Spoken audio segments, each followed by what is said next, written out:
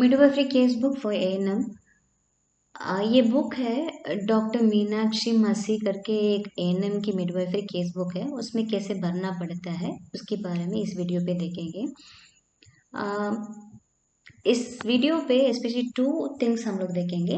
वो दो चीज़ में सबसे पहले एंटीनेटल एग्जामिनेशन कैसे करना पड़ता है और दूसरा कंडक्टिंग नॉर्मल डिलीवरी रिकॉर्ड उसको कैसे मेंटेन करना पड़ता है। Record of antenatal case examination कैसे उसको भरना पड़ता है। एंटीनेटल एग्जामिनेशन जो होता है ना, ये 28 सप्ताह के बाद 28 वीक्स पूरी होना चाहिए। उसके बाद ही जो भी प्रेगनेंसी है, जेस्टेशनल एज जो है 28 वीक्स होना चाहिए, उसके बाद ही चेक करना पड़ेगा। और जो प्लासेंटा जो प्रीविया है, ओके, वो पेशेंट को बिल्कुल ये एग्जामिनेशन करना मना है, क्योंकि आप एग्जामिनेशन करते समय में कहीं ना कहीं कुछ और ब्लीडिंग होने का चांसेस होता है। दूसरा है मुझे ज़्यादा हिंदी नहीं आता, आप लोग को तो पता है, बट कोशिश करूँगी मैं हिंदी में ही पढ़ने के लिए। इन केस कुछ गड़बड़ हो जाता है तो स्किप करके वीडियो को देख लीजिए, इग्नोर कर दीजिए, बस इतना ही बोल सकती हूँ। सो ये है प्रसव पूर्व परीक्षण record, record of antenatal case examination, सामान्य जनरल हिस्ट्री। अस्पताल का नाम है यूपी यूएमएस। महिला का नाम है मिसेस सीमा, उम्र 28 ईयर्स। शिक्षा जो है पढ़ी लिखी नहीं है, सो इलिटरेट है। उसको जो ऑक्यूपेशन है हाउसवाइफ है। पति का जो नाम है मिस्टर राम सिंह, उम्र है 30 साल और शिक्षा जो पढ़ी है 10th फेल था वो। फेल लिखना नहीं जरूरत है, बट 10th बस लिख दिया, बहुत काफ़ी है। और ऑक्यूपेशन जो है वो है लेबरर है और फार्मर टीचर जो भी आपको मिल रहा है वही लिखना है। रजिस्ट्रेशन जो नंबर है और तथा दिनांक OP 27490002 और दिनांक जो है 21/4/2022, आज का दिन वो आई है। जो ऑब्स्टेटिकल हिस्ट्री है मीन्स इसको ऑब्स्टेटिकल स्कोर भी कहता है। ग्रेविडा 3 है, पैरिटी 1 है, अबॉर्शन 1 है और लिविंग 1 है। इसको कैसे करना पड़ता है मैं बता रही हूँ। ग्रेविडा का मतलब है जो नंबर ऑफ प्रेगनेंसी, कितनी बार वो प्रेग्नेंट हुई है वो, और पैरा मतलब कितनी बार वो डिलीवरी हुआ है वही लिखना है। गर्भपात का मतलब, अबॉर्शन मतलब 28 वीक्स के पहले बच्चा जब गिर जाता है उसके बोलते हैं गर्भपात, और जीवित बच्चे लिविंग है। अच्छा ठीक है, प्रेगनेंसी में यहाँ पर देखो कितनी बार वो प्रेग्नेंट हुआ, 3 बार हुआ। पहली बार में उसको डिलीवरी हो गया, दैट इज पैरिटी में 1 लिखा हम लोगों ने, है ना, ये वाला जो डिलीवरी हो चुकी है। दूसरा बार उसको अबॉर्शन हुआ है, ये भी प्रेगनेंसी होता है ना, तो इसलिए दूसरी बार ये है। तीसरा बार अभी प्रेजेंट प्रेगनेंसी है, तो इसलिए यहाँ पर इसको ग्रेविडा 3 होती है। ट्विंस भी हो वो एक ही आएगा, ठीक है, और डिलीवरी भी एक ही आएगा। तो आपको ग्रेविडा मतलब कितने बार वो प्रेग्नेंट हुआ है वही लिखना है। पैरिटी मतलब एक बार डिलीवरी हुई है, वो बच्चा एकदम ठीक ठाक है इसलिए लिविंग है, और एक बार उसको अबॉर्शन हुई है। LMP लास्ट मेंस्ट्रुअल पीरियड है। ये मेंसेस सपोज किसी फीमेल को 5 दिन मेंसेस आती है, जो पहला दिन मेंसेस की जो दिन है उसी को हम स्टार्ट, हमें उसी को लिखना पड़ेगा। सो इस मरीज को 27 तारीख सितंबर 2021 में हुआ है, तो इसको हम 7 दिन ऐड करेंगे प्लस 9 महीना ऐड करेंगे, तो उस प्रकार ये ऐड करेंगे हमको 4/7/2022 आया था। एक्सपेक्टेड डेट ऑफ डिलीवरी होता है। ओके, देखो यहाँ पर 9 महीना ऐड करेंगे, ये सितंबर हो गया है। देन अक्टूबर, नवंबर, दिसंबर, जनवरी, फरवरी, मार्च, अप्रैल, मई, जून, यहाँ तक इसको 9 महीना हो चुकी है। बट यहाँ पर हम क्यों मतलब जून जो होता है 6 आती है ना, तो बट यहाँ पर ये 7वां महीना क्यों लिखा है हम बता दे रहे हैं। देखो 23 दिन तक आएंगे, 23 दिन तक कोई भी महीना होता है वो 30 दिन लगभग होता है, तो हम 7 ऐड करेंगे वो 30 दिन लगभग आ जाता है। सपोज ये हम यहाँ पर 27 + 7 लिखेंगे, 34 आ रहा है, तो 4 दिन भी बचना चाहिए, 30 दूसरा 1 महीना और जुड़ जाती है, तो इसीलिए इस प्रकार के आ रहा है। जो 23 तारीख के बाद ऐड करना है तब सोच लेना वो दूसरा महीना में जाएगा, तो वो 30 दिन को यहाँ पर हमको ऐड करना पड़ेगा। पता है ये मेन पूरी है। और पास्ट ऑब्स्टेटिकल हिस्ट्री, इसमें दो चीज के बारे में बताता है, एक माता का संबंधित में क्या है और नवजात का संबंधित में क्या है। माता का संबंध में ले गर्भावस्था की संख्या। सो यहाँ पर संख्या जो 1 है, यहाँ 2 है, यहाँ 3 है, इस प्रकार के लिखना पड़ता है। और गर्भावस्था के दौरान सामान्य स्वास्थ्य स्थिति कैसे है, प्रेगनेंसी के समय में उसको कोई प्रॉब्लम नहीं हुआ है, इसलिए वो अनइवेंटफुल लिखा है। फॉर एग्जाम्पल किसी किसी को ज़्यादा उल्टियाँ हो जाते हैं, भर्ती हो जाते हैं, तो अब यहाँ पर लिखना एडमिटेड फॉर वॉमिटिंग, इस प्रकार की ब्लीडिंग हो जाते तो ब्लीडिंग लिख लेना। तो सपोज यहाँ पर कुछ भी नहीं है, एकदम नॉर्मल चीज है, तो बोलना अनइवेंटफुल लिख देना। डिलीवरी की तिथि जो है डेट है जब डिलीवरी हुआ है उसको पूछना है। सपोज इन केस उसका डेट नहीं पता है, उसका महीना और साल बस उसको पता है, तो वो लिख लेना। ओके, और डिलीवरी की प्रकार कैसे था, सामान्य था सिजेरियन था, तो सामान्य मतलब नॉर्मल वेजिनल डिलीवरी लिख देना, एनबीडी लिख देना। और सुतिकावस्था मीन्स पोस्टमार्टम के दौरान स्वास्थ्य स्थिति कैसे था, तो डिलीवरी होने के बाद किसी किसी का पीपीएच आती है, किसी किसी का प्यूपरल सेप्सिस होती है, तो वो लिखना है। ये पेशेंट को तो कुछ भी नहीं हुआ, इसलिए अनइवेंटफुल लिखा है मैंने। गर्भपात यदि हुआ है तो उसका प्रकार, अबॉर्शन हुआ है उसका टाइप कैसा है, तो ये तो डिलीवरी में आ रहा है ना, इसलिए अबॉर्शन में नहीं आएगा, तो इसलिए मैंने यहाँ डैश दिया। ये है नवजात के बारे में बता रहा है, जीवित है बच्चा जो मृत्यु हुआ है, तो जीवित है तो जीवित है, जीवित लिखना, अलाइव लिखना। वजन जो है जन्म के समय में कितना हुआ था, वो 2.8 kg है। लंबाई कितना था, वो 50 सेंटीमीटर्स था जन्म का समय पे। उसका लिंग है तो मेल है, तो मेल है तो एम लिखना, ये एफ है तो फीमेल लिख लेना। कोई जन्मजात की कोई कंजेनिटल अनोमलीज हुई है वो पूछना पड़ेगा, मतलब बच्चा पैदा होते ही कभी कभी हाथ टेढ़ा हो जाती है, कभी ब्रेन मतलब मुंडम नहीं रहती है, तो इस प्रकार की कोई भी है वो लिखना पड़ेगा। ये बच्चा एकदम ठीक ठाक है, इसलिए मैंने नील लिखा है। ग्रोथ एंड डेवलपमेंट है, तो मतलब ये बच्चे तो देखो 20 है, तो अभी देखेंगे तो 22 हो रहा है, तो इसका मतलब है आज का दिन मैं कर रही हूँ, आज का दिन है 21 अप्रैल का मैं कर रही हूँ, ठीक है।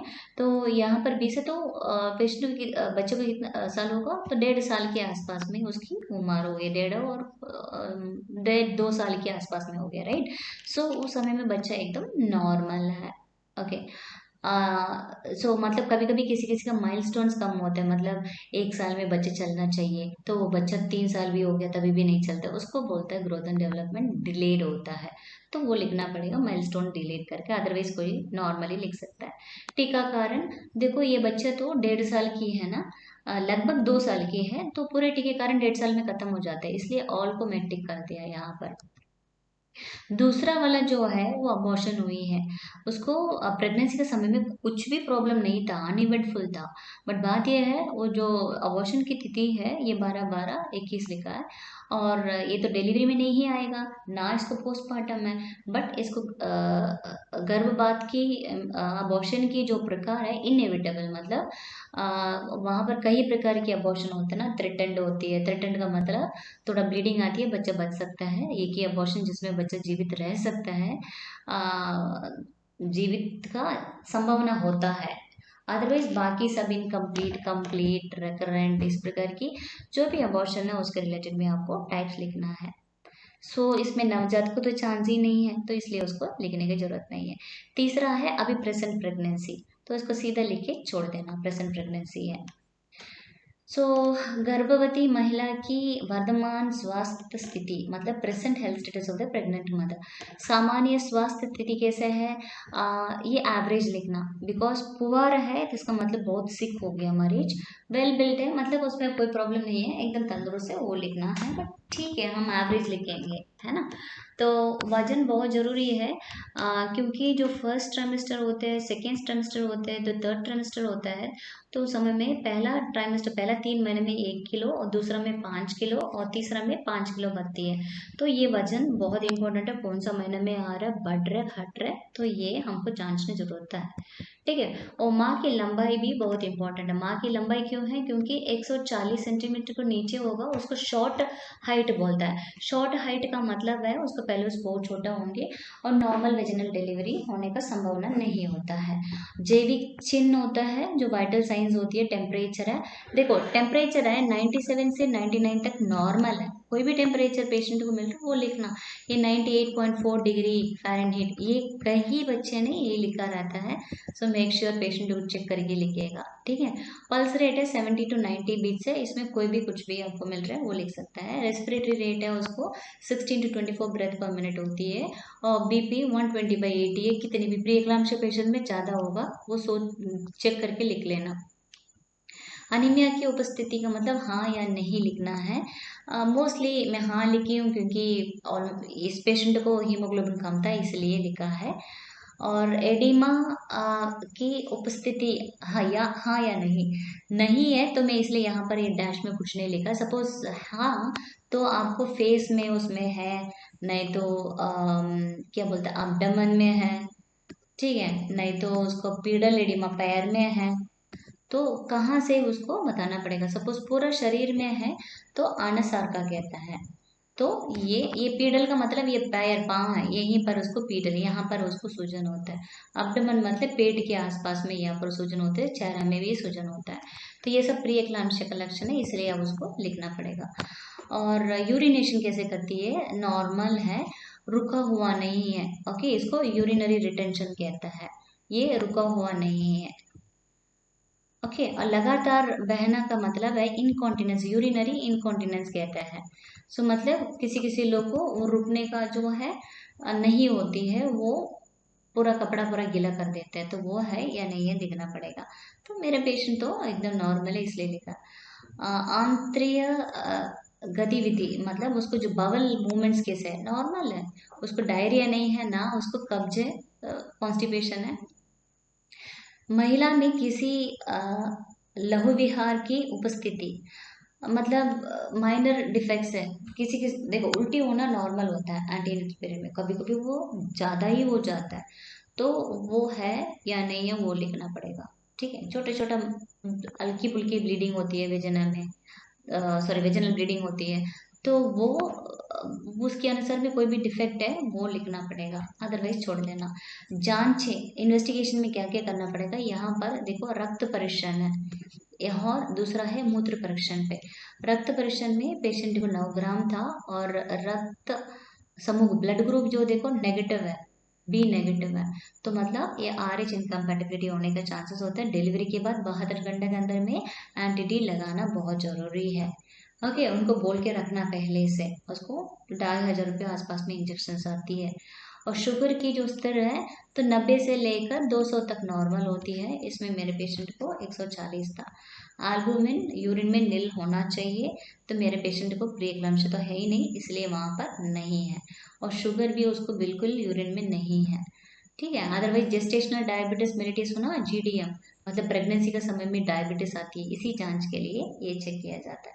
ये लगभग 5 महीने का आसपास में ही वो पेशेंट को कंफर्म बताता है। और RBC मतलब खून, खून कभी कभी आ जाती है तो यूरिन में वो है या नहीं लिखना पड़ेगा। बैक्टीरिया मतलब उसके इन्फेक्शन होते हैं यूरिन में, उसको बैक्टीरिया आती है। सोनोग्राफी जो होता है रिपोर्ट जो है उसमें सिंगलटन बेबी मतलब एक ही बच्चा दिखाई दिया, उसका heart rate 150 beats per minute लिखा रहता है, और एडिक्वेट एम्नियोटिक ग्लाइकर है तो वो लिखना। सो जब भी अल्ट्रासाउंड देखेंगे उसमें लास्ट लाइन पे इम्प्रेशन लिखा रहेगा, तो उसी को डिटो कॉपी करके यहाँ पर लिख सकता है। और एक्सरे रिपोर्ट है, एक्सरे है ना बिल्कुल मना है प्रेगनेंसी का समय पे, इसलिए मैंने वहाँ डैश लिखा। नेक्स्ट है प्रसूति परीक्षण मतलब ऑब्स्टेट्रिकल एग्जामिनेशन पे फंडल ऊंचाई, फंडल हाइट जो होता है, फंडस जो होता है जो पेशेंट की जैसे कि स्टर्नम है, ये अम्बलिकस है, राइट। ओके, ये है सिम्फाइसिस प्यूबिस यहाँ पर है। ओके, सो यहाँ से इसको 12 सप्ताह होता है, यहाँ से इसको 24 सप्ताह होता है, यहाँ से इसको 36 वीक्स होती है। तो इसके बीच में तो मान के चलो 16 सप्ताह होती है, 20 सप्ताह होती है, यहाँ पर 32 सप्ताह होती है, तो ये आप अप्रोक्सीमेटली। सो पेशेंट को सपोज यहाँ पर 36 सप्ताह है, यहाँ पर 29 वीक्स है, सो यहाँ पर हम लगाएंगे यहाँ तक आया पेशेंट को जो कमर है, बच्चे को जो कमर यहाँ पर आया है, और राइट यहाँ पर मैंने इंच टेप लगा के उसको पूरा चेक किया है। तो इसको 29 सेंटीमीटर्स आया है।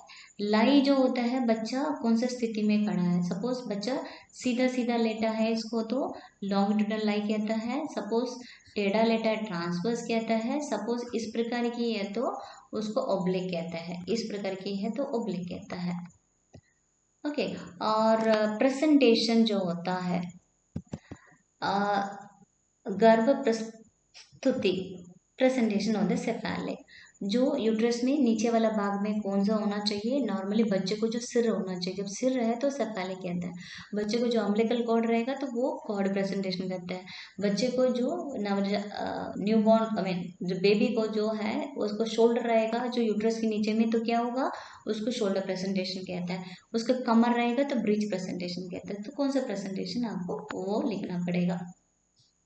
पोजीशन जो है, ओके, जो माँ यहाँ पर लेटी है, लेफ्ट साइड है तो लेफ्ट, राइट साइड है तो राइट। यहाँ पर इसको लेफ्ट ऑक्सीपिटो, ऑक्सीपिटो मतलब बच्चे को जो हेड है, बच्चे को पीछे वाला जो भाग है यहीं पर है, इसलिए लेफ्ट ऑक्सीपिटो एंटीरियर है।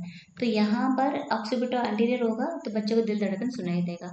सपोज वो पोस्टीरियर होगा, बच्चे को दिल धड़कन नहीं तो सुनाई देगा, वो केवल उसको अल्ट्रासाउंड में सुनाई देगा। इसलिए लेफ्ट ऑक्सीपिटो एंटीरियर और right occipito anterior is normal positions है। गर्भाशय की आकृति मतलब उसको शेप होती है, गायनेकॉइड पेल्विस होती है वो राउंड शेप होती है, एंड्रॉइड जो होती है वो हार्ट शेप में होती है। Wait, okay this is heart shape, okay heart shape में होती है। ओके, जो ओवल शेप होता है एंथ्रोपॉइड होती है, और जो पैटिकुलॉइड है वो बीन शेप में होती है। गर्भावस्था की अवधि मतलब जो जेस्टेशनल एज कहता है, जेस्टेशन मतलब प्रेगनेंसी का जो एज है 40 सप्ताह में मानता है, और 40 सप्ताह में 29 वीक्स प्लस 5 डेज लिखा है। नॉर्मली 4 दिन तक होता है ना, तो प्लस मतलब एक सप्ताह में 7 दिन होता है ना। तो कुछ कुछ डॉक्टर्स लोग ऐसे ही लिखता भी है +5 +6 इस प्रकार के, 7वां दिन पूरी होगा तभी एक पूरा सप्ताह ऐड करता है। कुछ लोग 4 सप्ताह होने के बाद ही यहाँ पर इसको 31 वीक्स ऐसे लिख देता है। सो इसमें कोई बड़ी चीज़ नहीं है, ये 29 वीक्स कंप्लीट हो गया, ये 5वां दिन मतलब 30th वीक में 5वां दिन जा रही है, इसका मतलब वही है। ये है प्रसव पूर्व मुलाकात की record, record of antenatal visit, कब मुलाकात कर रहा है, कब विजिट के लिए आ रहा है, तो उसके बारे में लिखना पड़ेगा। जो 2 बार ये मेरे पेशेंट आया, एक आज का दिन आया, उसका पहला ये इस महीने का ये जो है जनवरी में आई है, राइट। गर्भावस्था का जो अवधि है ये 51+2 मतलब उसको जेस्टेशनल एज है 51+2 डेज है। वजन जो है 51 kg है। याद रखना उसका कितनी वजन आ रहा है ना।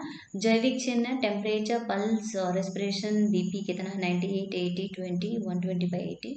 रक्त परीक्षण हुआ है तो पहले रिपोर्ट हम लोग लिख चुका है, इसलिए यहाँ पर लिखने की जरूरत नहीं, टिक कर देना। ठीक है, मूत्र परीक्षण भी टिक कर देना। गर्भ प्रस्तुति और गर्भ स्थिति मतलब उसको जो प्रेजेंटेशन क्या होता है वो सेफेलिक प्रेजेंटेशन है। बट यहाँ पर नॉर्मली जो सेफेलिक प्रेजेंटेशन होगा, बट जो पहली बार आई थी वो उसको ट्रांसवर्स ही था, ट्रांसवर्स मतलब एकदम टेढ़ा था उसको, और शोल्डर प्रेजेंटेशन था। योनि की परीक्षण नहीं करता मतलब पीवी एग्जामिनेशन नहीं करता है। फीटल हार्ट साउंड जो होता है 140 बीट्स पर मिनट होती है, और कोई लघु विहार की उपस्थिति नहीं है। महिला द्वारा लिया जा रहा है कोई उपचार, उसके लिए कोई भी माइनर एलिमेंट्स हुआ, माइनर डिफेक्ट्स हुए हैं, जैसे वॉमिटिंग हो गया, हाथ में दर्द हो गया, उसको बहुत लाल गिरने लगा, ठीक है, कभी चक्कर आने लगा, तो उसके लिए क्या ट्रीटमेंट ले रही है वो उसके बारे में भी यहाँ लिखना है। और कौन सा वाला सलाह दिया, स्लीप एंड रेस्ट के बारे में दिया। इसके बारे में डिटेली लास्ट में है, इसलिए मैं इसमें एक्सप्लेन नहीं कर रही हूँ। और ये है दूसरा है जो है विजिट है, आज का दिन आया था 21/4/22 पे, ये 29+5 डेज है, 54 kg। जिसको पहला 3 महीने में क्या हुआ था 1 किलो बढ़ता है, और ये तो 3 महीने के बाद उसको 3 किलो हेड हो गया, तो इसलिए वो 54 kg आया, क्योंकि ये LMP था, 9वां महीना का था, और वो पहला 9वां महीना मतलब 10वां महीना 11वां 12वां और जनवरी तक 3 महीने में उसको 1 किलो ही बढ़ा। और उसके बाद फरवरी अप्रैल में फरवरी मार्च अप्रैल ये 3 महीना होने वाला है, इसलिए 54 kg नॉर्मल है। तो इस प्रकार की हमको चेक करना पड़ेगा, पहला 3 महीना, फिर दूसरा 3 महीना और तीसरा 3 महीना में 1 और 5 किलो के बराबर हमको हिसाब देखना पड़ेगा। और टेम्परेचर है 97, पल्स है 88, रेस्पिरेशन है 22, बीपी है 120/80 है, रक्त परीक्षण टिक और मूत्र परीक्षण टिक हो गया।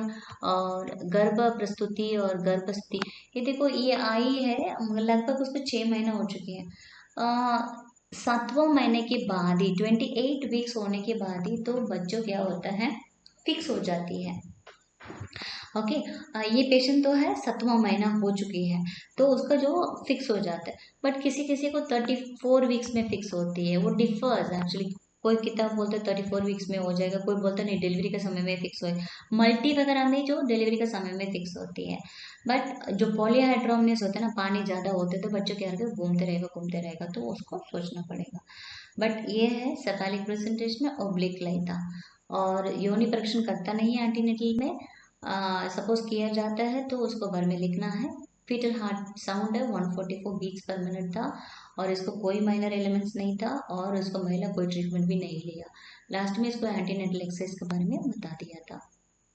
सो इसको प्रसव पूर्व सलाह क्या क्या देना है, आहार के बारे में देना, आयरन रिच डाइट के बारे में बताना है। आयरन रिच डाइट है जो बीट रूट है, सलजम जो होता है। देखो आयरन किस में ज़्यादा होता है, जो भी आप फल ले रहे हो नहीं तो कुछ भी चीज़ ले रहे हो, ठीक है, जिसमें लाल रंग होती है तो खून भी लाल रंग है, जो भी लाल रंग होगा तो उसमें ज़्यादा ज़्यादा आयरन आती है। सो बीट रूट है, सलजम है, इसके साथ अब आपने जूस वाला दुकान गया था वहां पर बीटरूट के साथ एक नींबू भी डाल देता है। ये विटामिन सी और बीटरूट जो है ना आयरन है, आयरन और विटामिन सी ना सबसे बढ़िया होता है इसमें। अच्छा से खून बढ़ती है क्योंकि आयरन अब्जॉर्प्शन के लिए विटामिन सी बहुत जरूरी है। तो इसलिए वो जूस में विटामिन सी मिला के देता है, सप्ताह में 2 बार पिला लिया काफ़ी अच्छा है, उसको अच्छा से आयरन आ जाएंगे। जो पालक का सब्जी है वो भी ले सकता है, कैरेट है वो भी ले सकते हैं, गाजर है, वाटरमेलन, तरबूज, पोमोग्रेनेट, अनार और डेट्स। ओके, खजूर है ना। तो ये सब कुछ उसको लेने के लिए बोलना है। एंड सरकार जो है आयरन फोलिक एसिड जो टैबलेट जो देता है ना, डिलीवरी के पहले 180 और डिलीवरी के बाद में 180 तो देता है। बट बात यह है ये सब खा लिया ना इसको जरूरत भी नहीं पड़ता है, बट बात ये है सरकार जब दे रहा है उसको खाना जरूरत है। क्यों? क्योंकि उसको खून अधिक मात्रा में होना चाहिए। सपोज इनकेस उसको सीजरियन सेक्शन जाना है, ऑलरेडी ब्लीडिंग ज़्यादा होगा तो उसको दूसरा का खून का जरूरत नहीं पड़ेगा, तो उसको खुद की खून जरूरत है। और बच्चा भी तंदुरुस्त बनाने के लिए तो आईएफए खाना पड़ेगा। ओके, आईएफए खाने में कुछ साइड इफेक्ट्स होता है, याद रखना। इसके साथ कैल्शियम ना मिल्क, ये बिल्कुल उसको देना मना है। मतलब आईएफए ले लिया सुबह ले लिया, ये शाम को लेने दो, दोनों साथ साथ चलना नहीं है। दोनों साथ साथ चलेगा ना वो अब्जॉर्प्शन नहीं होता है। ये दवाई खाने के बाद कुछ और दवाई नहीं खाना है ना, ये अब्जॉर्प्शन होने दो आधा घंटा 1 घंटा, उसके बाद उसको दूसरा ले सकता है। अच्छा ठीक है, इसमें कुछ साइड इफेक्ट भी होता है। ये क्या होता है ना, कब्ज हो जाता है, कॉन्स्टिपेशन। तो कब्ज होने का कैसे उसको निकाल सकता है, उसको उसको रात में एक खीरा, ना तो प्याज, नहीं तो कोई टमाटर, इस प्रकार की सैलड बना के खा लेना तो आराम से सुबह उठ के देखो वो आराम से निकल जाएगा, मतलब आपको कब्ज होने का चांसेस नहीं होगी। दूसरी जो है ये जो आयरन फोलिक एसिड टैबलेट खाएंगे पेट में दर्द होने लगेगा और पॉटी भी थोड़ा खाला आएगा, वो नॉर्मल है, एडजस्ट करना ही पड़ेगा, डरने की जरूरत नहीं है। बट इतना याद रखना आयरन फोलिक एसिड खा रहा है उसके साथ विटामिन सी रिच फूड जैसे संतरा, मौसम्बी, इस प्रकार की, नहीं तो नींबू, ये काफ़ी है, आंवला भी काफ़ी है, ये साथ साथ ले लिया ना सुपर ही सुपर उसका आयरन का पूरा हो जाएगा। एंड लोकली आपको पैसा खर्च, ये सब कुछ पैसा खर्चा करना पड़ता है। बिना पैसा वाला जो है सैजन होता है ना, सैजन जो लंबा लंबा डंडा होता है, सब्जी बनाएंगे हम ना, तो वो सैजन होता है, उसकी जो पत्ती है सबसे अच्छी आयरन होती है। तो उसको खा एक्चुअली वो ऐसे ही खाना मज़ा नहीं आती है, मैं बता दूंगी उसका तरीका कैसे खाना पड़ता है। मूंगफली अच्छे से उसको फ्राई कर लेना। फ्राई करने के बाद मिक्सी में पीस लेना, और ये साग को थोड़ा हल्का से फ्राई करके ना ये मूंगफली मिला के एक बार ट्राई करने के लिए बोलना पेशेंट को। अच्छा लगेगा तो खाने के लिए बोलना उसको। कम से कम सप्ताह में 3-4 बार लेने के लिए बोलना। बहुत मस्त है उसका आयरन पे, ये रिसर्च बताता है। ठीक है। और दूसरा, प्रोटीन रिच डाइट इंपॉर्टेंट है। प्रोटीन क्यों है? क्योंकि बच्चा भी है, माँ का माना बच्चा बढ़ रहा है, बच्चे को जरूरत पड़ता है ना प्रोटीन बढ़ाने के लिए। तो सोयाबीन सबसे ज़्यादा प्रोटीन होती है, और दाल वगैरह कोई भी दाल है, चना दाल और मूंग दाल, जो भी दाल है उसको लेना बहुत इंपॉर्टेंट है। और पनीर में भी बहुत आयरन सॉरी प्रोटीन होती है। और बॉइल्ड एग, सपोज आप उबला वाला जो अंडा खा सकता है वो अच्छा है। उसमें ऑल अमीनो एसिड्स मतलब प्रोटीन उसमें मिल जाएगी। और मिल्क प्रोडक्ट्स है, दूध और इस प्रकार की भी ले सकता है। नेक्स्ट है नींद और आराम के बारे में। रात में सोने का जो 8 घंटा सोना चाहिए, और दिन में तो 2 घंटा सोना चाहिए, उसको रेस्ट चाहिए। और उसकी एक्सरसाइजेस है, कीगल एक्सरसाइजेस कहते हैं। कीगल एक्सरसाइजेस मतलब है जो पेशेंट की जो है ना, ये यूरिथ्रा होता है, यूरिन पास करने का जगह। ये है वेजना होता है, मेंसेस वगैरह आने का। यहाँ पर एनस होती है ना, ये है, ये होता है ना। तो इसमें क्या करना पड़ता है, पेशेंट को बोलना है ये जगह ये जगह ये जगह ये सब का टाइट करके रुक के रखें। कितना रुक के रखेंगे? जैसे 1 2 3 4 5 15 तक काउंट करने दो। वो रुक के रखे, एकदम टाइट करके पकड़ने के लिए बोलना, उसके बाद धीरे धीरे उसको छोड़ने के लिए बोलना। तो इसको बोलते हैं कीगल एक्सरसाइजेस। यहाँ हम क्यों कर रहे हैं? क्योंकि ये जो बच्चे यहाँ से बाहर आएगा ना, ये मांस पूरा ये लूज होगा, मतलब ज़्यादा टाइट होगा। सपोज एक टाइट वाला चीज को काटेंगे तो क्या होगा, बहुत बड़ा फटेगा। बट जो लूज वाला चीज काटेंगे ज़्यादा फटेगा नहीं, थोड़ा बहुत वो एडजस्ट हो जाता है। तो इसलिए उसको मसल्स का बहुत इंपॉर्टेंट ये वाला कीगल एक्सरसाइज के बारे में बताना चाहिए। और दूसरा पेल्विक टिल्ट होता है। पेल्विक टिल्ट का मतलब है पेशेंट यहाँ पर लेटे हैं, ये सुपाइन पोजीशन में लेटे हैं, पैर मोड़ के यहाँ पर लेटा है, ठीक है, ये इसको हाथ यहाँ पर है, राइट। तो इसमें पेशेंट को क्या बोलना है, ये जो कमर है ना, इसको 1 इंच को थोड़ा से उठाने के लिए बोलना, और रुक के रख के 1 से 15 तक काउंट करने के लिए बोलना, और फिर धीरे धीरे उसको वापस उसको छोड़ने के लिए बोलना। इसको बोलते हैं पेल्विक टिल्ट। सो इसमें क्या होता है, ये भी उसी के लिए मदद करता है, मांस को अच्छे से लूज रखने के लिए। और स्वच्छता के बारे में है।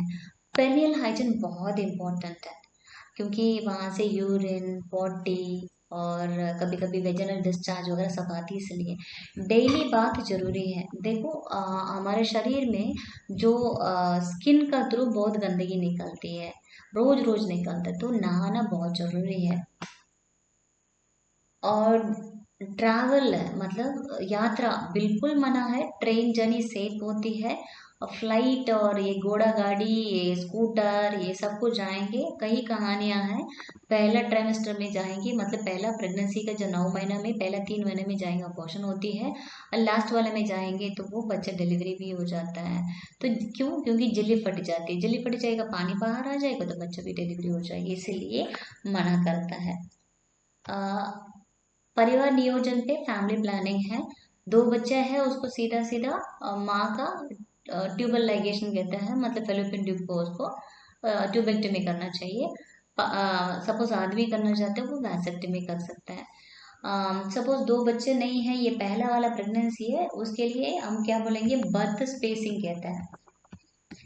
बर्थ स्पेसिंग का मतलब ये होता है, जो अभी आज का दिन में एक बच्चा पैदा हो गया, राइट, आज का दिन में, इसके बाद 3 साल तक उसको बच्चा नहीं, मतलब ये दूसरा बच्चा जो पैदा करने का समय 3 साल के बाद ही दूसरा बच्चा पैदा करना है। क्यों? क्योंकि जो पहला वाला डिलीवरी हुआ ना, यहाँ पर उसको 1000 mcg आयरन की लॉस हो गया, क्योंकि बहुत ज़्यादा ब्लीडिंग हुई। तो ये उसको पूरा करने के लिए उसको 3 साल का मिनिमम उसको बर्थ स्पेसिंग करना चाहिए। नवजात की देखभाल है। कॉर्ड केयर, कॉर्ड केयर मतलब है जो अम्बिलिकल कॉर्ड होता है ना, अ, जो नाभिनाल है, ये बच्चे को नाभिनाल जो होता है यहाँ पर है, इसके ऊपर स्पिरिट है, मतलब ये अच्छे से बंद है, ब्लीडिंग नहीं हो रहा, कुछ भी नहीं हो रहा, स्पिरिट से क्लीन करने के बाद छोटा से गॉस पीस लगा देना। सपोज क्योंकि कुछ कुछ लोग क्या करते हैं, वो पॉटी लग जाता है ना, इसलिए उसको एक एक राउंड में एक कॉटन बॉल में क्लीन कर दिया, उसको फेंक दिया, और उसके बाद यहाँ भी स्किन के आसपास में भी दूसरा भी करता है, और इसको गॉस पीस लगा के उसको माइक्रोपोर डाल देना। ठीक है। ये बेबी बाथ जो होता है 7 दिन के बाद, ओके, 7 दिन के बाद उसको बच्चे को नहाना चाहिए, और वैक्सीनेशन जो है उसको कंप्लीट करवाना चाहिए, टाइम पे लगाना चाहिए, और उसको एंटीनेटल पीरियड में उसको मन को तैयारी करके रखना चाहिए। जैसे बच्चा डिलीवरी हो जाएगी तो तुरंत उसका आधा घंटा में दूध पिलाने के लिए। अन्य पे arrangement of money for delivery, means जो डिलीवरी जाने के लिए रेडी है, तो उस समय में क्या होगा, पैसे के लिए क्यों उधार मांगना है, इसलिए थोड़ा थोड़ा उसको पैसे जमा करके रखने के लिए बोलना। देखो JSY पैसा देता है, वो इमीडिएटली नहीं देता है, डिलीवरी होने के बाद टाइम लगता है, एंड मोर ओवर JSY मरीज को देता है ना, उनका परिवार का, राइट। तो उनका खाना पीना कौन देगा, तो अपना परिवार के लिए मेंटेन करना पड़ेगा, इसलिए पैसा उसको रेडी करके रखना चाहिए। मदर क्राफ्ट का मीनिंग ये होता है, क्राफ्ट का मतलब क्या होता है, कुछ अच्छा से हाथ में बनाता है। क्या बनाना चाहिए, देखो नॉर्मल चीज है, वो माँ डिलीवरी के लिए जाएगी तो उसको ब्लीडिंग होगी तो कपड़ा चेंज करना पड़ेगा, सैनिटरी पैड लेना पड़ेगा, ठीक है, और उसका जो साबुन कपड़ा ये सब कुछ जरूरत पड़ेगा। बच्चों होगा तो बच्चों को उसको पॉटी करेगा तो कहीं कपड़ा चाहिए, तो उसके लिए पोंछने, डिलीवरी हो गया तो उसको पोंछने के लिए भी कपड़ा चाहिए, तो वो सब कुछ रेडी करके रखना पड़ेगा। डॉक्यूमेंट सेफ, कोई भी JSY कार्ड है, नहीं तो एंटीनेटल कार्ड है, और क्या है, उसका ब्लड टेस्ट वाला जो है, जो भी उसका डॉक्यूमेंट्स है, आधार कार्ड, ये सब कुछ, बैंक का स्टेट, तो वो सब कुछ उसको पूरे एक फाइल में डाल के रेडी करके रखेगा, डिलीवरी के समय में उसको लेके आना में आसानी पड़ेगा। और डिलीवरी का जो प्लेस है, मतलब ऐसी वाली जगह चाहिए आधा घंटे में जाके वहां पर पहुंचा ले और जल्दी से डिलीवरी हो जाए और फिर आराम से आ जाए। और वो नहीं है दूर में प्लान कर रहा है, तो उसको सोचना पड़ेगा वहां पर कौन आएगा, कौन देखभाल करेगा। सो कभी कभी ब्लीडिंग बहुत ज़्यादा हो जाती है डिलीवरी के समय में, इसलिए 2 और 3 ब्लड डोनर, मतलब ब्लड देने वाला को अरेंज करके रखना चाहिए। बर्थ कंपेनियन, बच्चा पैदा हो जाएगा तो कौन देखभाल करेगा, तो उसको बर्थ कंपेनियन के लिए अरेंज करके रखना है। और ड्राइवर एक नहीं, 2 नहीं, 3, इस प्रकार की कितनी भी लेके रख लिया, बहुत फायदा है, क्योंकि पता नहीं है वो समय में कौन वाला बंदा फ्री रहेगा। अपने घर में गाड़ी भी है तो तभी भी उस समय में इमरजेंसी में कहीं बाहर निकल गया, बट इमीडिएटली उसको दर्द शुरू हो गया, बहुत तेज से निकल रहा है, तो इन दैट केस हम जाके ये नहीं कर सकते, इसलिए उनको ड्राइवर का नंबर भी उसमें ये डॉक्यूमेंट के साथ लेके रखना चाहिए। ये स्टूडेंट का सिग्नेचर है, ये वहाँ का स्टाफ का सिग्नेचर है, अल्टीमेटली ये नर्सिंग